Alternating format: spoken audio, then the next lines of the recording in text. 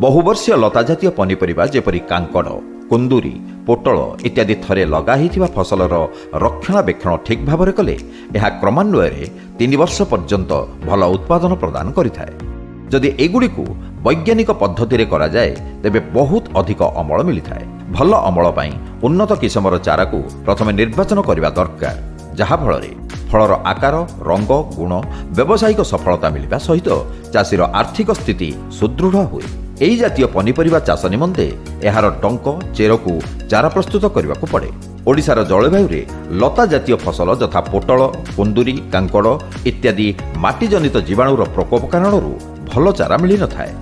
माटीजनित रोग द्वारा बहुत चारा गछ नष्ट होइथाए। सेथिपई उन्नत मानर माटी मिश्रण तैयारी करी सेथिरे कटायुक्त डालगुड़ी को लगेई सुस्थ चारा प्रस्तुत करने को पड़े।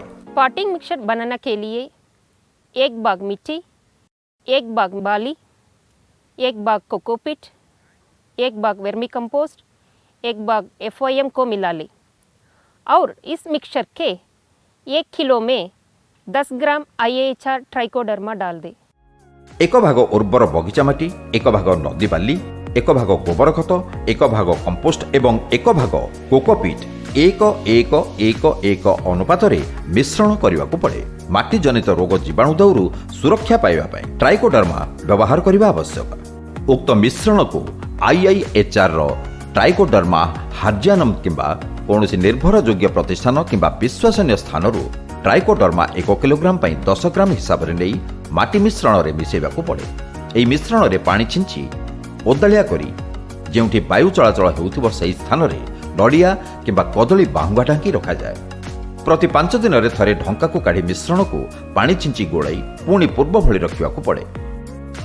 डंकरू चारा प्रस्तुति निमंते प्रथमे सुस्थ कौलिया पाकल डंक बाछि काटी आनी पत्र गुड़ी को झड़े देवा को पड़े।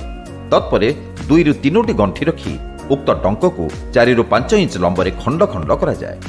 परवर्ती अवस्था ट्राइकोडर्मा 100 ग्राम नहीं 10 लिटर पानी रे मिसई मिश्रण प्रस्तुत करा जाए एवं सेथिरे कटा डंक गुड़ी को 30 मिनिट पर्यंत भिजेई बाहर करी आनी 10 ରୁ 15 मिनिट छाई स्थान रे सुखई दिया जाए। चेर वृद्धि पाई IBA इंडोल 3 हार्मोन 10 मिनिट पर्यंत बुड़े रखा जाए। तत्परे उक्त मिश्रण भर्ती पॉलिथिन रे यू आकृति रे रोपण करा जाए और छाईयुक्त पॉली घरे रखा जाए। प्रत्येक दिन झरा किंबा स्प्रिंकलर साहाय्य जलसेचन करा जाए। रोपणर 15 दिन पर ट्राइकोडर्मा फॉर्मुलेशन 10 ग्राम प्रति लिटर जल रे मिसई झरा साहाय्य गछ और गछमूले सिंचन करने को पड़े। 20 ରୁ 30 दिन पर एगुड़िक रोपण उपयोगी होता है।